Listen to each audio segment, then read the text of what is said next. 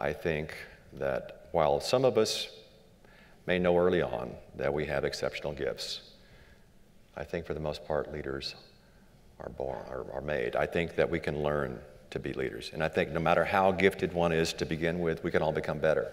And so I think the takeaway ultimately from my book is that even if you don't have a big job or a fancy title, that we all exhibit leadership either at work or at school or at home, and we can learn to be better than we are.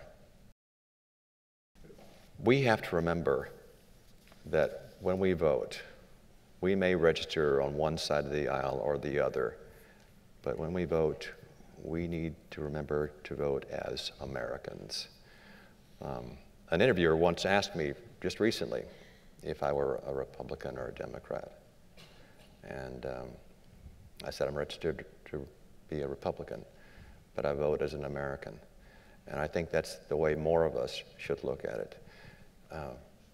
One of my conversations with Robert, by far the most intellectually stimulating of the lot, indicates to me that there are too many of us who have forgotten that public service is the term he uses to describe being in government.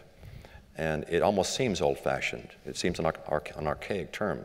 But when Robert started his public service, it wasn't to become a politician. It was literally to serve the public.